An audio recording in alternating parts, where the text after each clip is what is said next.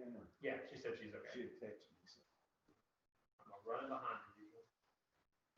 I'm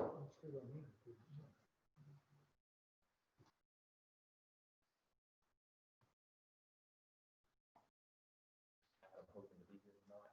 Well, he wanted to be put on the agenda. He's on the agenda. His right-hand person is sitting back here. The one that does all the work is sitting back here.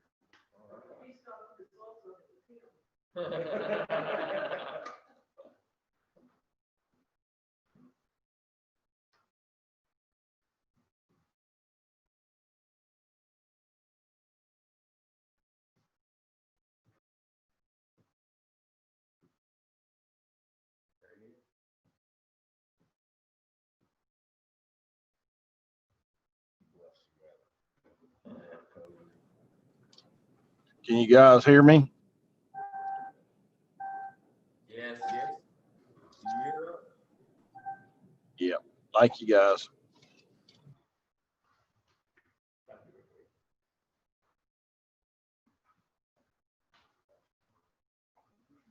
I made hard copies of your presentation. Everybody has one. Well, the challenge is we don't have to connect the cords. You want one of these?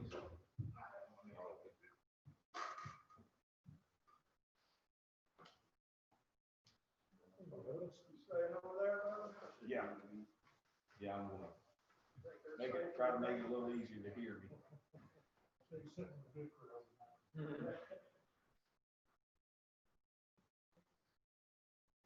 I've noticed which side of the table is the heaviest. I say this side over here. Appreciate you, man. Yeah, I'm balancing it out.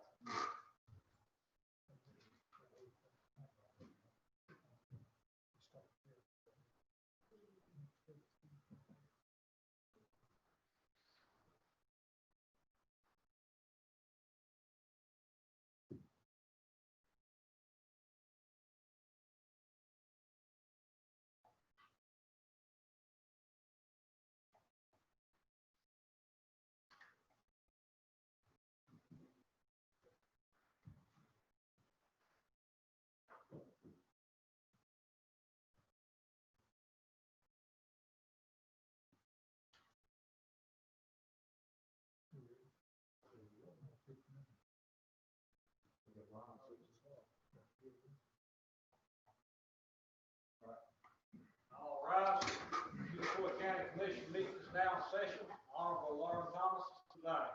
Thank you. Please remain standing while Commissioner Matt Rice leads us in our invocation. We'll have the pledge of allegiance to our flag by Jason Harris. God, we just humbly bow before you. We thank you for all the good things that you put in our life. We pray over this meeting. We pray that we'll make decisions that are pleasing in your sight and in the best interest of the county employees and the citizens and the taxpayers. Lord, we lift up those who are sick in our community. We know a lot of people. We have a lot of friends, a lot of loved ones that are struggling with the virus. Lord, we just pray for healing. Lord, we pray that you'll help them through this. Lord, we just pray a hand of protection over our community and all of our friends, family, loved ones, people that we do life with here in this community. And we just pray over this meeting. Thank you for all you do for us. Thank you for your love, your grace, and your mercy. In Jesus' name, amen. Attention, salute, pledge. Pledge Allegiance to the flag of the United States of America and to the republic For which it stands, nation under God, indivisible, liberty and justice for all. Thank you for being seated.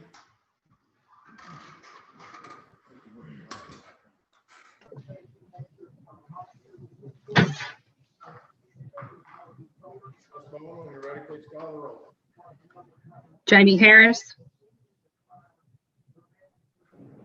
Here, Jason Harris, Here. Stephen Hendricks, Here. John Mosley, Here. Marie Rice, Here. Matthew Rice, Here. Lauren Thomas, Here. Glenn White, Glenn White, Todd Wilcox, Here. Doug Schultz, are you present? And Mayor, are you present? I am. 8 present, 1 absent. Thank you, Mr. Mayor. Item 4 on our agenda is to approve the minutes of the prior session from our November 23rd. Make a motion to approve them. Second. We've got a motion to approve, Jason Harris, second by Matt Rice. Are there any corrections that needs to be made? There is a correction that needs to be made. I've already made it. At the beginning of those minutes, I marked Todd absent on there, and he was present. And then anything else anybody sees. That's all I saw.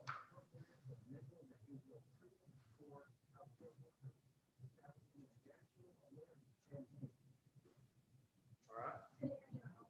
All in favor, say aye. Aye. Motion carries. Item is to open inclusion for citizens. Folks here. Make presentations to us before, moreover, Matt, one in the audience and the last of this.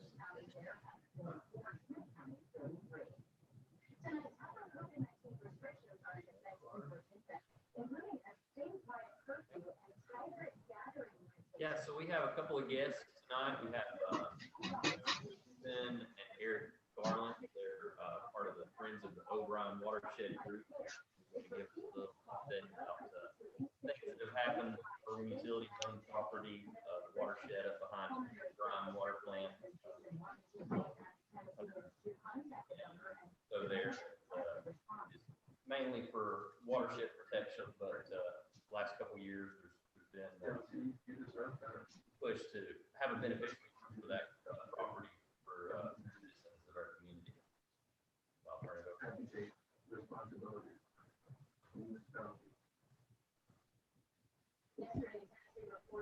Everybody doing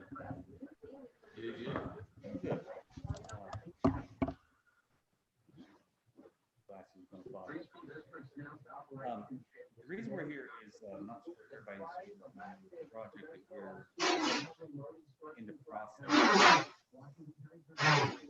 Osgood Park, Fairly Farm Watershed Project. We're here looking for, hopefully some funding from the county on that. And a little bit of history on the project itself. Began in 2018 with the utilities and the town of Irwin, how we could basically use the watershed property. We applied for the joint economic development board in 2018 for the Trail Accelerator grant that was provided by the International Mountain Bike Association, and that's funded by the Walton Foundation. And received that. They came out, did a site survey. Trails are mapped. Everything's ready to go. Last year we were going really strong until COVID hit, and we kind of backed off. And in this March we had applied for 3 grants: Volkswagen Community Grant, People for Bikes Grant, and the ARC Power Grant. And unfortunately, we didn't receive any of those grants. The ARC Power Grant was for $1 million. It was really well received, but we didn't have the matching funds. The property value is put up, but it wasn't enough. So in the meantime, since March until just last month, the group's been established as a 501c3 for tax exempt. So to kind of bring us up to date where we are now, we're one of 6 applications in the region to submit for the Healthy Environments Grant, which is an $80,000 grant with no match. PDEC Recreational Grant and the ARC Power Grant will reapplied for this year. And so, where we're at now is, the demand for outdoor recreation is growing. I really think Unicoi County is an untapped market. with the exception of rafters and a few hikers, the hikers that come through. We have one or two really trails that you could ride mountain bikes on, and the sport is growing. It's leaps and bounds. I'm an assistant coach with the NICA team. We've got Knox Hill had 40 kids. The composite team had 10. Had 2 kids from Unicoi County. One was mine, the other was a sophomore in high school that didn't make it to all the practices. And we really feel this trail system will get more kids involved in the sport, in the community. And it's not just for people on bikes. The proposed first loop of the trail, the green trail, will be accessible to everyone, walkers, hikers, any of that, a mile from downtown, right across from the schools. So, and it's going to bring people to town. And when people come to ride bikes, they spend money. I think the average amount spent for someone going to ride in a new trail is around $35 for one person. If they stay the night, it gets up to about $125 to $130 just for the hotel stay. So it's definitely a good opportunity for our community to get people involved. And the way I look at it as a parent is for my kids. And, there's a lot of kids out there that don't like to play ball. And I've coached ball, and I've seen a lot of kids that were there that could probably do something else and have a whole lot more fun.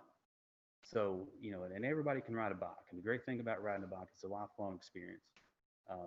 You can do it no matter what your age is.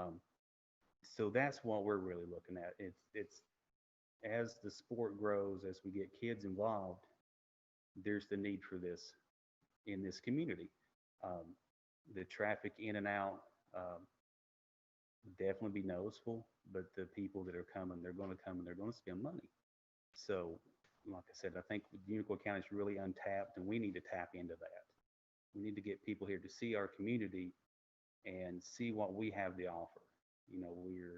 It's growing. I moved back about 7 years ago, and so much has changed in that amount of time. If you told me 20 years ago I was going to live in Irwin in my grandparents' house, I said, you're crazy. There's nothing about that time frame that made me want to live here. I moved back. There's nowhere else I'd rather be. And as far as me and people that enjoy riding, it would be great to have that available in our community. And I know the kids kids would love it. And it's, like I said, it's just for everyone. And so, we're at an opportunity. We've got about $80,000 committed to the project right now. We need about 162 to do the first phase. So we've got it mapped out in 3 phases right now. The first phase will complete the green trails, which is going to be the easiest trails that everybody it's going to be accessible. And I think if we get around 150, we'll be able to get one of the gravity trails, which will be a one direction trail, so people come down on bikes don't interfere with people that are hiking up. So we're about halfway there, and we need help with it. The round of grants that we're applying for, nothing will pay out until after, I think about June. So the Trail Solutions that has done the work has an opening that they can start construction first of the year, have it done by May, which is a really good time frame. These guys are really top notch. They build trails all over the country.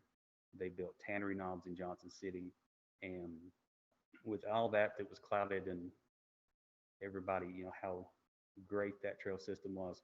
When this is finished, there's not going to be anything like it in this area. And all these people that you see on the interstate with bikes on the back of their cars will be coming here. So, it's a lot of it is just about, building our community, helping the town out, and, just doing what we can to make our community a better place, better than it is right now. And I've got some information. It's got the trail map and just some facts on the back of it for everyone to look at. And I can also email the master plan from Trail Solutions for everybody to look at. And it's even got the plan for the parking lot, restrooms, all that's included in that. And that way you'll have my information. If you've got any questions, please feel free to reach out. But we really need the county's help. We need, and also the Unicoi and the town of Arlen's help as well, because it's going to benefit everyone in the long run. And that's all that I've got. I really appreciate your time. You know, and one thing that we spoke of IMBA, or the International Mountain Biking Association. They do these designs all over the country, and one of the main reasons, well, there's really two main reasons that they're so excited about this particular project, and one is the location. Whether you know it or not, we're right in the middle of the mountain biking corridor of the East. People come from all over to ride this area. We're talking I-26 through Western North Carolina, Tennessee, I-81 up through Roanoke. This is the corridor where people come to ride. And as you mentioned, you know, people spend money on there. There's disposable income, and you can see it on the bikes on the backs of these cars as you go up and down 26. And in Western North Carolina alone, they're bringing in over $15 million a year in tax revenue that's directly related to the mountain biking industry. I mean, you're talking about a $133 billion industry. So we're right in the middle of that. We've got so much untapped territory. And the second reason that IMBA is really excited about this project is that it's located a quarter of a mile from our school systems. So, you know, the mountain biking community, as you mentioned, is really supportive of young riders. I ride about every week. I see kids out there all the time. It's not uncommon for me to see mom, the dad, and their two kids flying by. And what an opportunity we could have. We'll have a world-class mountain biking park 2 blocks over from the school system. So we kept hearing so much good feedback from these guys who go all over the country, and they say they're up here staking these trails, but they can hear the sound of the school bell, and they can hear the kids out in the parking lot at the end of the day. You're so close there. So, and I know me in particular, I've been here 9 years. I had no direct tie to Unicoi County. You know, I backpacked some through college, and I knew I wanted to be right in the heart of the Southern Appalachians, and I got the opportunity to work here, and we jumped all over it. So I got to be here. So now me, my wife, my kids, we're here. We play. We go to church here. We work here. We go to school here.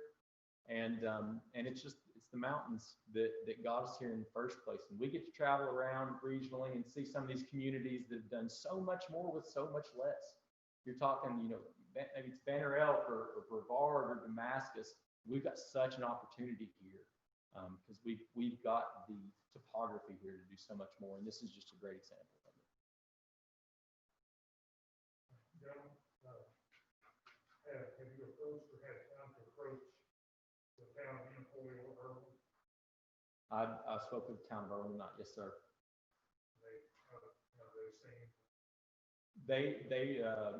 So the town of Irwin has been involved since 2018 with those early discussions. As far as feedback from tonight, I didn't have time to get any feedback from tonight. But they have been in this discussion since 2018. You know, it was the Joint Economic Development Board that did apply for the grant in late 2018 that received the grant in 2019. And when I mean the grant, I mean the grant to design the trail. So we've got this design. Now we got to do is get them to come build it. And we just need the funds to do it. And we've got all these grants that we've applied for. And the ARC grant, they say, oh, it's such a good application, but you don't have any skin in the game. You don't have the matching funds. So we need that little bit just to get us started.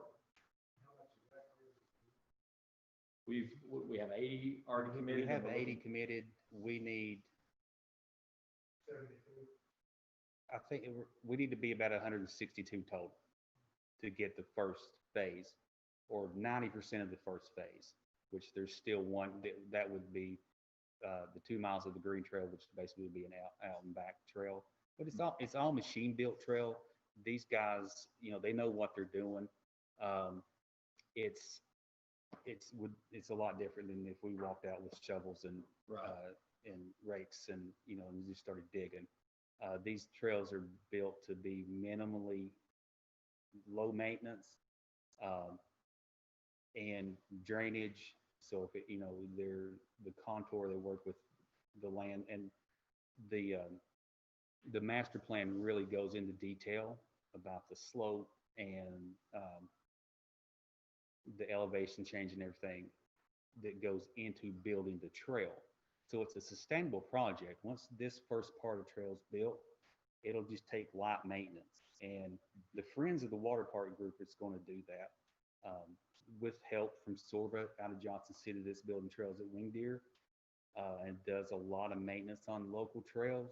But this is our trail system. And it's Unicoi County's trail system. So we're going to take care of it. You know, we want to involve kids at the high school. We want the community involved in this because it's for them and it's for generations to come. And I've been riding bikes for 20 years off and on, but the last, 4 or 5 years, it's really became my passion. And most everybody that I'm friends with, I ride bikes with now, either on the road or mountain bikes. And being able to be involved with NICA and coaching and seeing, my son and others, because you can start in the 6th grade. These kids can join the team, they can go race. They don't have to go race, they can go to practice and improve their skills. But watching these kids improve over a 4-month time, it was really amazing to me. And to see as these kids got over the level of skill that they have, and it's all from riding a bike. There's a lot of opportunity for college scholarships.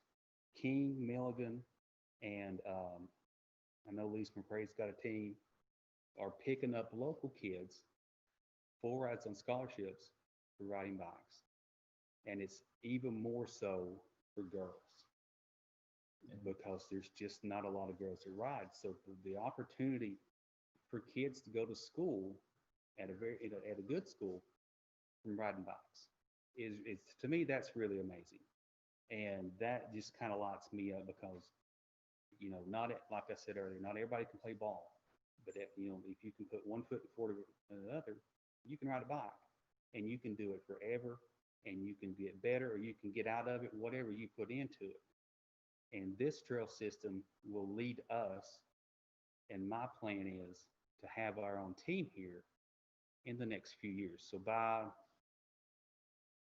probably the end of next summer, I'll be a level 3 NICA coach, which means I can be a team director and a team head coach. And just having the camaraderie and seeing how these kids interact with each other and how they are cheering for someone to improve. It's a different type of competition, but at the end, they're all standing there cheering their teammate on for something that they were maybe afraid of the day before to ride over or any of that. And it builds confidence in these kids. And a lot of kids need that. And just seeing, when the Y has the kids triathlon, the number of kids that come out there and do that, there is a need for that in this community. And this is the perfect opportunity to tap into it and to get these kids doing something that's productive, keep them out of trouble, because really the only thing we got going, or the main thing we've got for kids right now is the skate park, and you can tell there's 2 different types of kids that hang out down there. There's the kids that actually skate, and then the ones that just don't have anywhere else to go, that are sitting down there at the picnic tables all day long. So, this is an opportunity to get kids outside, to get them a healthy lifestyle, because we have so many kids that are overweight, that just do not do anything. And once they get a certain age, this is something they can do by themselves. They don't have to wait on their parent to get there. It's a mile from school. It's right next door to school. It's a mile from downtown. So kids in town can get there safely. Don't have to worry about anything else. They can go ride their bike and they can just ride home. And it's a great opportunity to get kids more active in this community. And seeing, I work at Love Chapel. I'm an aide in the special education class. And, you see a lot of kids that they go home and they play video games all day. They don't have the opportunity to do something like this. We didn't have it when I was growing up. And I really think we need this as a county and as a community. It will not be a fad that comes and goes. It'll be here forever. And, it's going to bring people here. They're going to see how great this town is. And it's not about making Erwin into anything other than what it is. I love it the way it is. I don't want it to be Asheville. I don't want it to be anybody else. but we've got that opportunity. And I think this is the first step to opening up this county for a lot more outdoor recreation. Yeah, and if we had cooperation from our local entities, $80,000 would be put to good use from the county. So, Yes. yes, sir. How much money are you going to have to do the second section of the church? Total project has been put at about $2 million, but that's with a quote from Trail Solutions. We're confident that we could have quality trails built at a price lower than that. So that's kind of where we stand now. We haven't got quotes on that yet, but that's where we stand. What about commissioners online? Go ahead, Dan.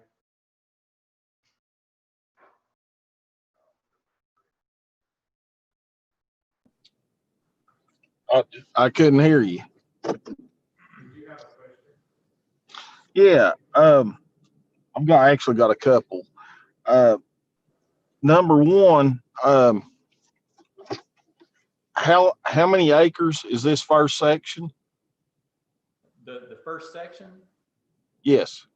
I don't know exactly the first section, but the total property is a little north of 100 acres. Well, that's nice. So what are you going to ask the town of Unicoi, Irwin, and us also to do a joint venture or something on these funds, or is that your plan, or what? I don't know if joint venture is the term I'd use, but we have a 501c3 set up, the Friends of O'Brien Watershed. And if the hang up is donating to a 501c3, Irwin Utilities is also able to receive those funds as it is the property owner. Okay. And one more thing, I'm actually constructing a bike trail as we speak that's 70 acres in the fishery area. Okay.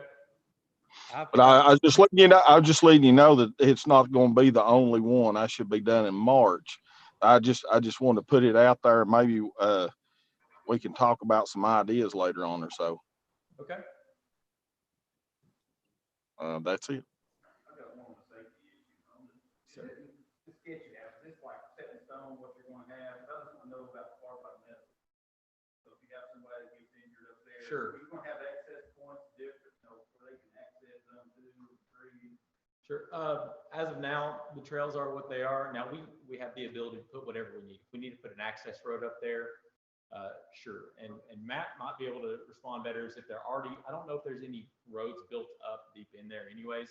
But that's, most bike areas are kind of like that. They're kind of just trail only. And there's some bike areas that have fire road access. Now the backside, it would be the last phase development that you can probably see on the east side, the southeast, really the south side, that does have some fire road access built into it. Yes, sir. But I don't think it's going to be any great distance from any kind of access at all. It's not like. There is ATV access all the way off the bridge from the backside. As far as the green section, that zone 1, we have a tank access road, gravel road that goes kind of right through the middle of it. That's not really used as part of the bike trail. So there's some access on it. It's not gravel or the whole thing, like that blue section is probably, not much access through the blue section. I've got Ms. Ross online has asked a couple of questions. One, she unfortunately didn't catch your all's name. Can you reintroduce yourselves? Sure. My name is Joseph Wigington. And I'm Eric Garland. And then her second request is, and I think you all said that you were going to do, is provide copies for those commissioners who are online. We don't have physical copies right here. Yeah, if it helps out, we could even email out the whole plan. It's a, we're talking about a 20, 30 page PDF, and we can just send that out to you all to distribute. And then her final item was, will you all be reapplying for grants? Sometimes the second grant application will be approved. Absolutely. We have 2 grants out there right now, and we plan to apply for the Appalachian Regional Coalition's Power Grant again. And if that grant sounds familiar, Irwin Utilities in particular has had a lot of success with that grant. That's the one that we had a lot of promise with, but we just need some matching funds there. So we got to have something to get started with. planning to charge people to ride the trail? No, sir. Mhm. Yes, sir. There are some in the area that charge, but you're talking places like resorts, like a beach of Sugar Mountain that have lift access, but the vast majority of them are free. Yeah, there's nothing in the area in our within drivable that I know of. You know, we've got Warriors Bays, Winged Deer, Tannery, the Hampton Trails. You know, they're all public access. You know, and it's the Sorba group does a good job taking care of them, but you know, for the most part, it's users that are making sure that everything's taken care of, and as far as anything like that, and they do a really good job of policing. You know, we'll have a set rules, on trail conditions, riding and stuff like that, and people who ride do a really good job of letting people know, hey, we've got these people that are cutting trails that, just shortcuts. And so it can be addressed and things like that. So, be as safe as possible for anybody that wants to go use them. And it's great, for hikers and, people want to go running too. It's not just for bikes.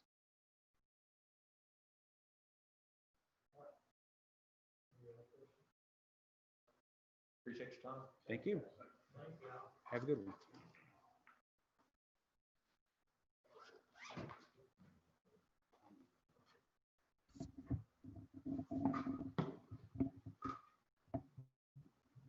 I think the proper way to put forward would be, you have a committee, Okay. and then come up with a dollar amount, if you all approve. Okay. Would you submit that to the full commission regularly? Okay. We'll plan for that. Because there may be grant money, and something that you could do, the festival and something, and go through your first. Okay. Good presentation. Actually got a meeting, I told Matt, meeting with the town of Berlin tomorrow, and that's this particular project. I came across that Mr. talked about with Mr. Brown a couple of weeks ago, and I contacted the development district, and they actually have an $85,000 grant, the one they were speaking about, that has been applied for, and it's a possibility. There's also grant funds under multimodal projects, and there's a possibility that grant goes up to $350,000. My understanding from talking to the development district was that the town of Berwyn had to have a survey of all their park and rec areas in order to actually do the application for that. Just to give you an update on it. I'm supposed to talk to them tomorrow, and we'll get some more information to bring back to the committee when you're ready to meet also. But I have been looking at that.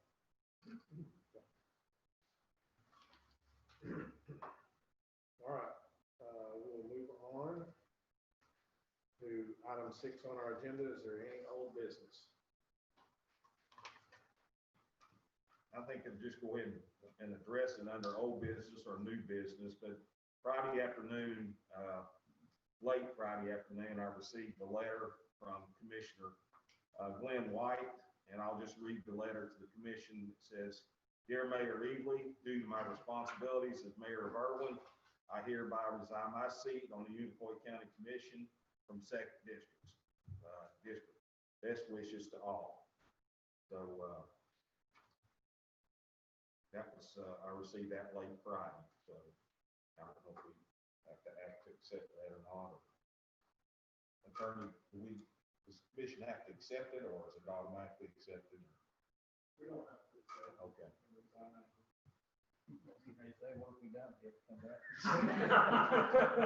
That would be fantastic.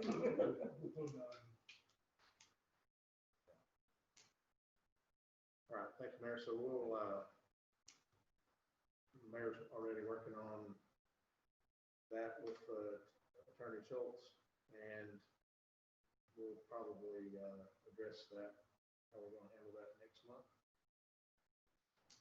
I did talk to Attorney Schultz today. We have 120 days, correct, Doug? Fill the replacement. 120 days to go.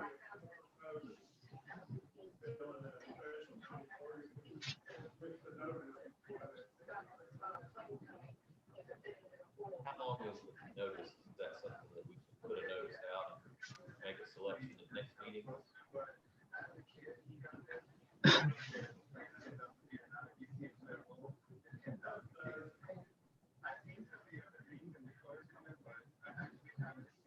That have to be advertised in the paper. That's the notice. Yeah. It has to be advertised. The county clerk will give a notice to the commissioners that we feel like.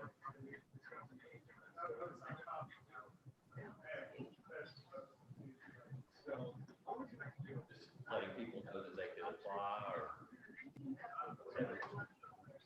The notice would be to let the public know that they can apply to be a commissioner and we'll be filling it. Can- Ultimately, anybody that wants to be appointed has to be nominated by one of the commissioners, one commissioner.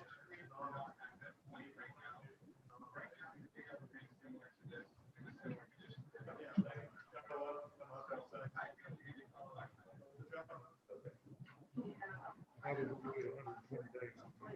Well, we don't have to wait. It's the maximum. You've got the maximum. Move forward. I have a question for Doug. Go ahead. Doug, do I still need to send that notification out since the mayor read the letter to the commissioners informing them of the vacant seat?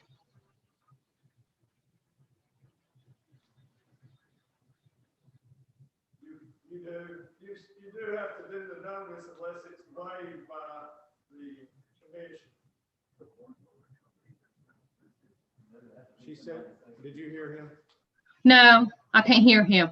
He said you do have to do the notice unless the commission waives that you need to do the notice. Okay,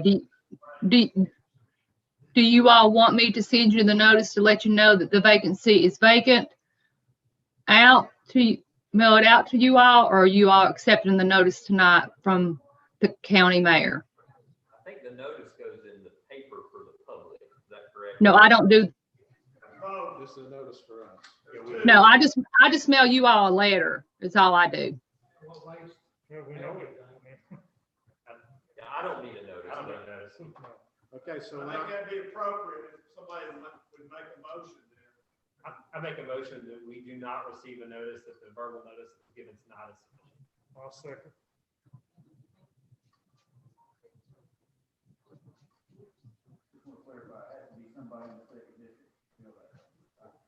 they have to live in the same district. Yes. And then just the other point of Can, clarification. wait. Can we go back to the motion for just a second? I'm sorry, Matthew, excuse me. Do we need to waive the agenda first to make that motion? Yes, Ms. Cole. That's what I was gonna say. I will rescind my motion, and then I'll make a motion to waive the agenda. I'll need a second. Second. All right, we got a motion and a second to waive the agenda. All in favor, say aye. Any opposed?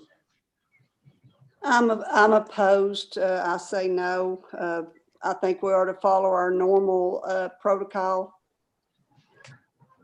That way it gives the public opportunity that, gives them some more time for the process. Requires all members, one member opposes it. Motion fails. I'll mail The agenda, but if she's gonna vote against it, there's no, I mean, you can waive the agenda. And Ms. Rice, just for clarification, not sure you understood, but just for clarification, this was just to waive the agenda, and then we were going to make a motion just for Mitzi to not send a paper notice to the commissioners. That's all we were doing. It had nothing to do with public. I thought that Mr. Hendricks did a motion.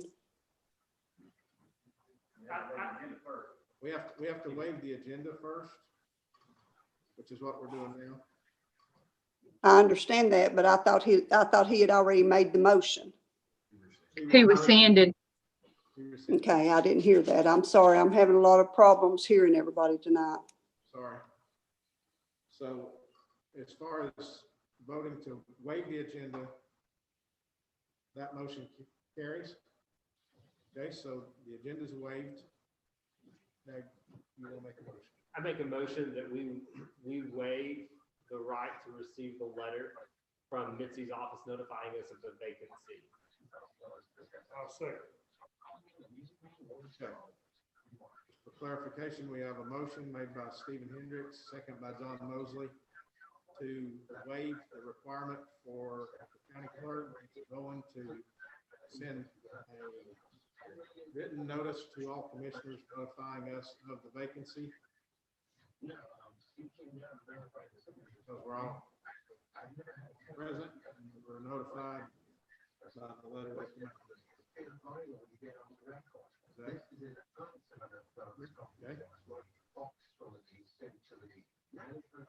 Discussion. Just to clarify, it's my understanding that we would still, just by putting it on the agenda, that we're going to fill the vacancy at the January meeting, that would satisfy the requirement to notify the public that there is a vacancy. It needs to go on the paper, does it not? So we will have a notice to the public saying that there is a vacancy.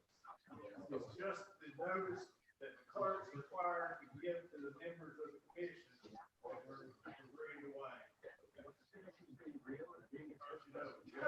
All we're doing is saving a piece of paper coming from the commissioner's office. That's all we're doing. I would be sending out the same thing that the mayor had just read to you all, letting you know that that seat is vacant. Okay. Roll call, Ms. Bowen, when you're ready. Jason Harris, Yes. Stephen Hendricks, Yes. Matthew Rice, Yes. Marie Rice, No, Todd Wilcox, John Mosley, Yes. Jamie Harris, Yes. Lauren Thomas. Yes. 8 yes, 1 no, motion carries. I'd like to ask a question if I could. Just 1 second. Or I can send, Mr. Schultz. You said that had to be unanimous? The statute says the notice to the members may be waived if all members have appropriate notice or open to other. I guess we clearly all know the motion was simply eliminate. I'm not sure. Why you voted.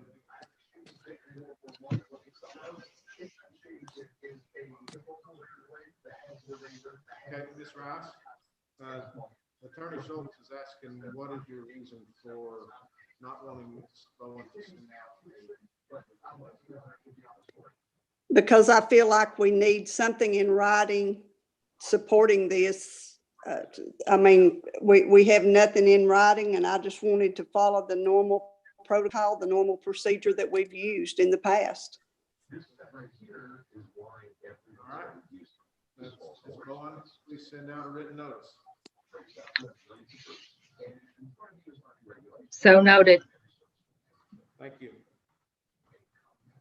Thank you, Ms. Rice. Is there any other old business or new business?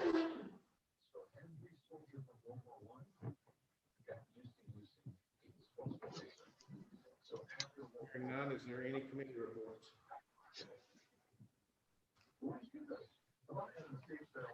I'd like to state that, y'all hear me? Yes. I'd like to state that we're going to probably look at doing a audit committee meeting around January 13th. And I'll send that out, but Thank you, Karen.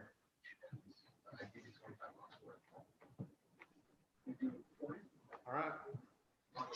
Next on our agenda is to recognize Adam Kopus with the update on the Unified County EMS.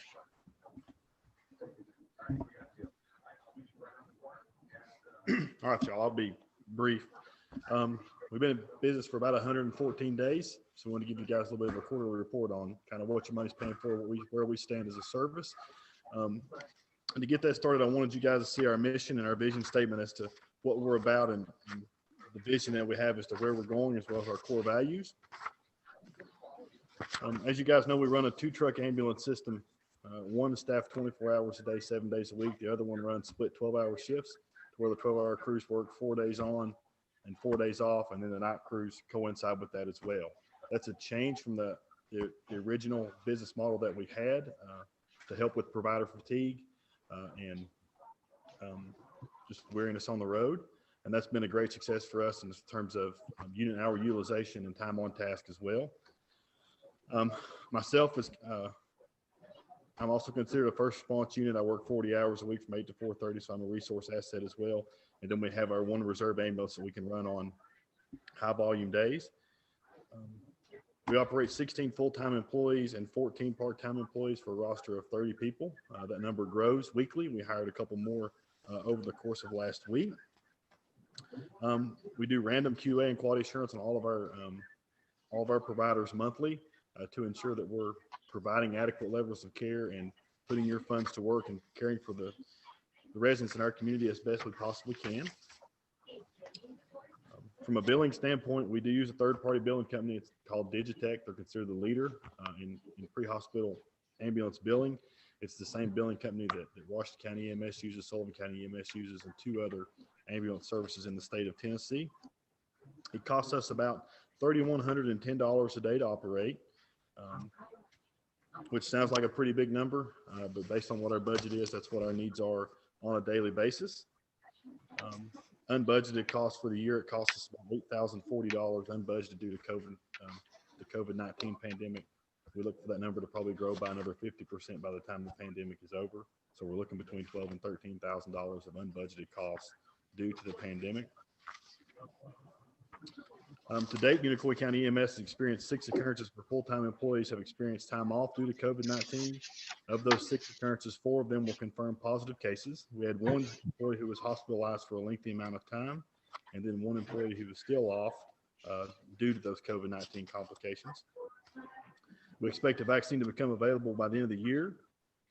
We do expect that vaccine to arrive in East Tennessee in the coming days, and probably within the next 7 to 10 days will be the first EMS agency in East Tennessee to receive that vaccine. Unicoi County will be the first county where that vaccine is handed out and that model put into place. Total volume during our first 100 days, we ran 1,280 calls. In a budget that put us around 3,000 transports a year, we look for that total call volume to exceed our expectations by somewhere right around 50%. So we could run upwards to 4,500 calls in this first year, which is upwards of 50% of what our projections were. Our out of shoot time for the times it takes that ambulance to get on the road and start responding from the time that call comes in is 42 seconds with a benchmark of under 1 minute. Our overall response time from the time that call comes in till we have a unit on scene is 9 minutes and 44 seconds. Our benchmark for there is 10 minutes. Our average scene time where a provider makes patient contact and he is inside the home or inside the place of care is 19 minutes and 36 seconds with a benchmark of 20 minutes. So we meet our benchmarks there. Our average call time, which is the time that call comes in till we have that unit available again, is 56 minutes and 10 seconds. Our benchmark there is anything less than 1 hour.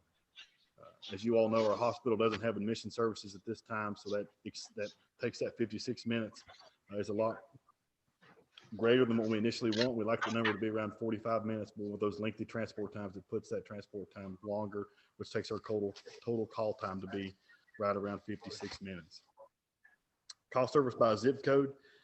In the first 100 days, we responded to 1,059 calls within the city limits of Irwin, 164 calls in the town of Unicoi up in Limestone Cove, and 18 calls in Flag Pond.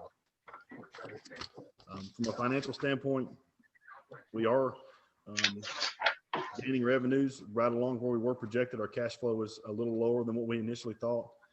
It would be at this time just because of Medicare subscribers and TeamCare payments and reimbursements coming in through the cash flow. We do expect that to pick back where it should be. Our net collections are right around 30% of where we like them to be when it's all said and done. So we're still expecting more cash flow to come in. And I'll entertain any questions you all have as far as what EMS is doing for you all and for the community. We do teach CPR classes to the public. We've taught several churches. We purchased AEDs and sent those out to churches as well, and which they've reimbursed us. So we are getting out and we are trying to provide care and be a resource to all persons in the community and entities in the community as well.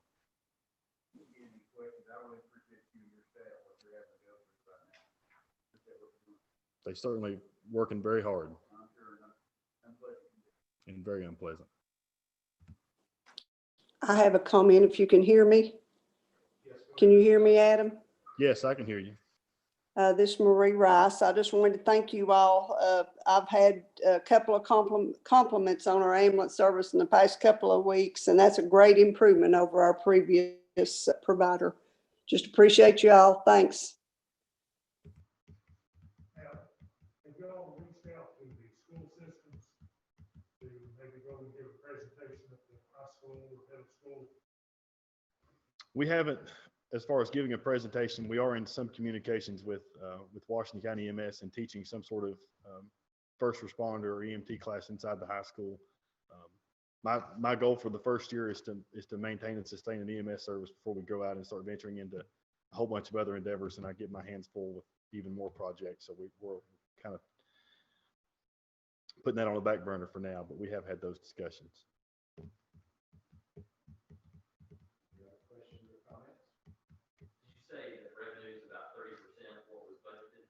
Right at this point, it is.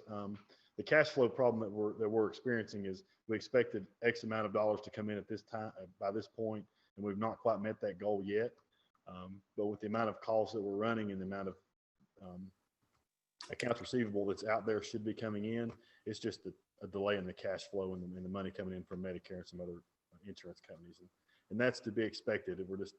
We're not as patient as we were told we needed to be. It's kind of the work, it's the kind of the report we received from the billing company. So let me ask you a question. So when you have a call, you generate a run ticket. Mm-hmm. Do you have someone that reviews that run ticket before it's sent to the third party? Or is it sent straight to the third party? So our billing company pulls those reports every 24 hours. It's pulled up into their company. They review that ticket. If there's problems with it, they send it back into what we call our triage list. If it needed prior authorization or some form of medical necessity, or there was something missing, a signature that made it unbillable, that comes back to us. We review those weekly, and then we get those corrections and get them sent back up. Of the 1,200 and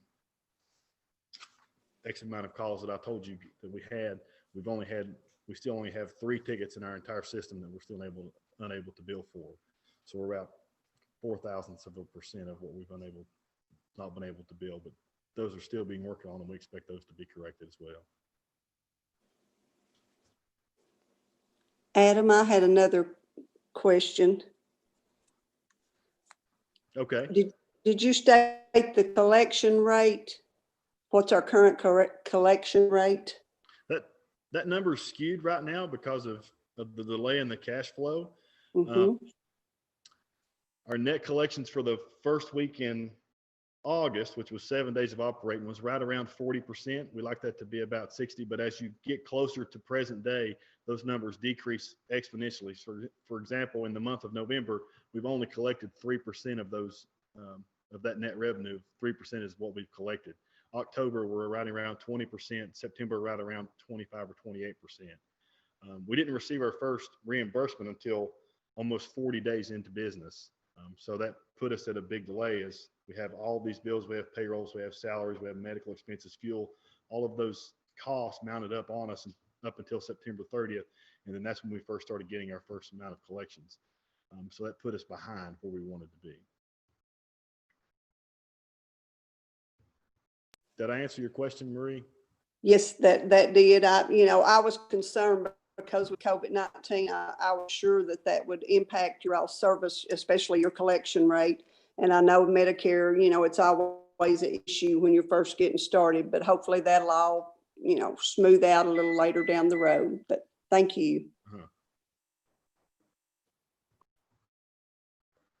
Just like I say, Adam, the only kind of left we get is a little bit slow in the cash flow portion of this. And even we met last Monday, I guess. Mhm. Monday, and Mr. Wheeler said the same thing happened when Washington County took over. They had a period of time where it took billing and everything a period of time to get catch up with the number of runs.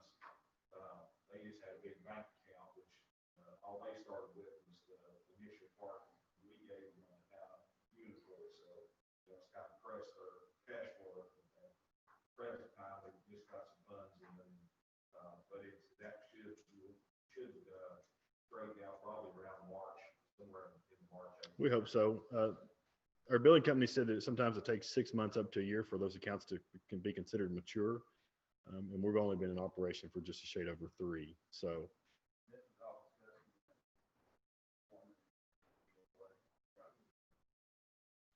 Nobody reviews the tickets, into the permits, right? they get reviewed monthly through our QA process, but as far as someone looking at the tickets every morning before they're sent off, we do not. The charting software that we use has fail safes in place to where the ticket can't be locked and be sent off until X amount of criteria is met. And that's how we sort of utilize that system to make sure that those tickets are submitted correctly.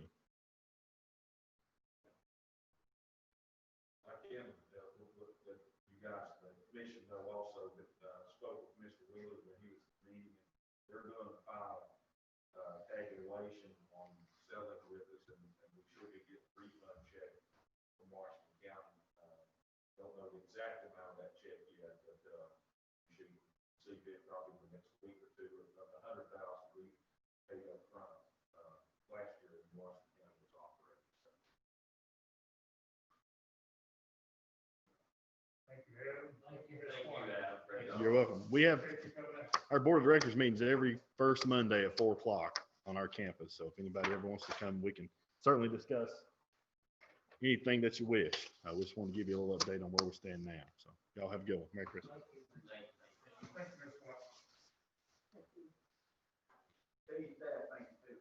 All right.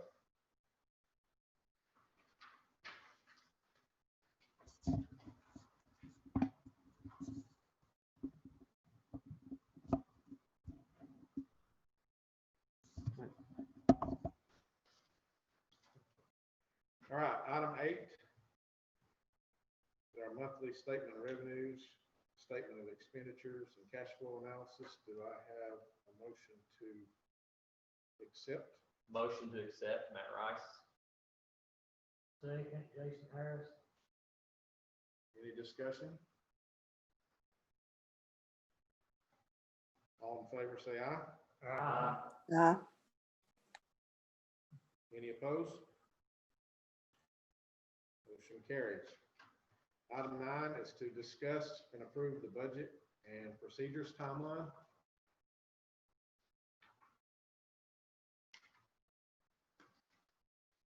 Do I have a motion to approve the timeline for the budget? Motion to approve? Yeah. Todd Wilcox, motion to approve. Do I have a second? I'll second. John Mosley, second. Any discussion?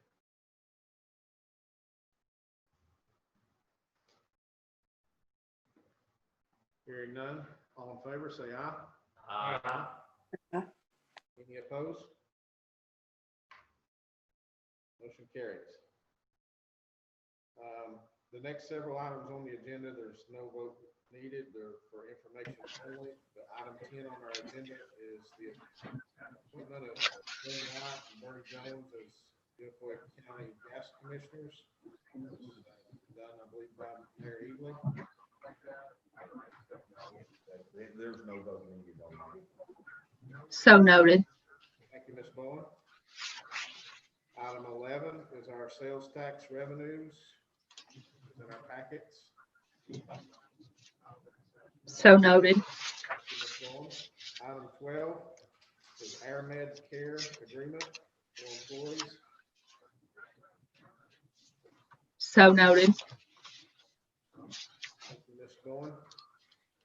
Ms. Bowen, I just made aware, Jamie Harris had to drop off the meeting call. He's gone now. Before or after? Just now. Okay.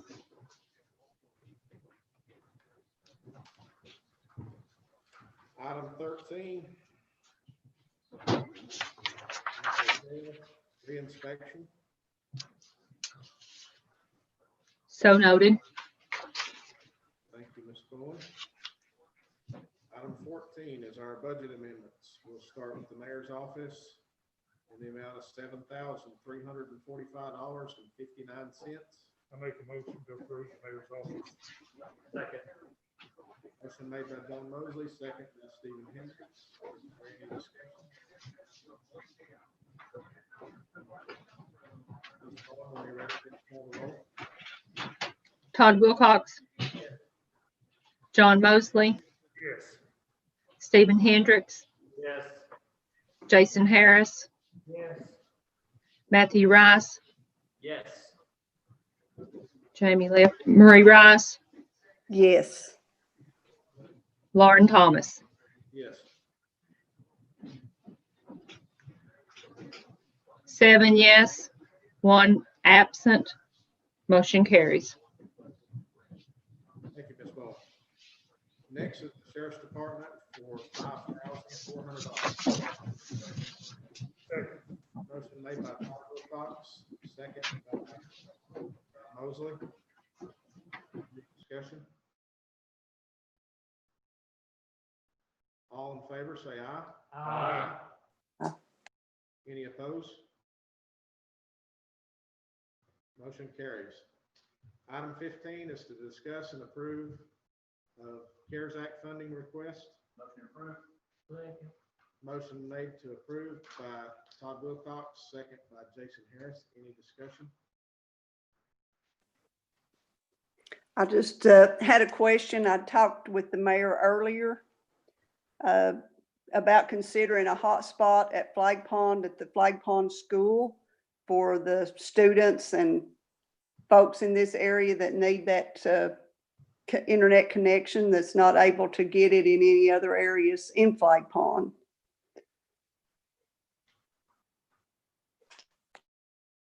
Did Urban Utilities do something? I know they did something with Limestone Cove, but I don't know if they did anything that direction. We were working with CenturyLink to try to get that installed, and I'm not sure the status on it. Okay. But yes, Urban Utilities was working on that, but we had to go through CenturyLink because they're the provider there, and that was a little bit of a holdup.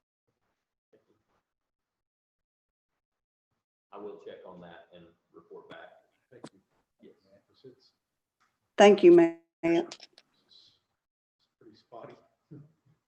There's people that live below where I do that can't get cell service or internet at all. My internet works part of the time. It's not great. Hard with kids being virtual. All right, so we have a motion and a second. Any other discussion?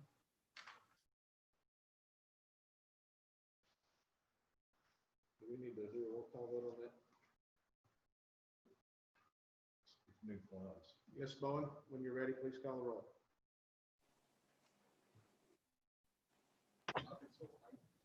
Todd Wilcox. John Mosley. Yes. Stephen Hendricks. Yes. Jason Harris. Yes. Matthew Rice. Yes. Marie Rice. Yes. Lauren Thomas. Yes. 7 yes, 1 absent, motion carries. Just for the record, I know I notified all y'all, but, we did actually receive a check in for the balance of funds, $245,000.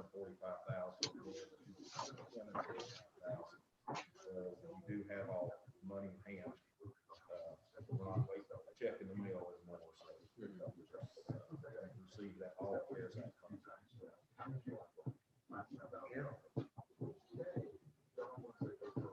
All right, item 16 on our agenda, discuss and approve the governor's grant funds. Second by John Mosley, any discussion? I didn't hear who made the motion. Todd Wilcox. made the Thank motion. you. Second by John Mosley. Todd said don't mark him absent. Yes, sir. Sorry. Any discussion?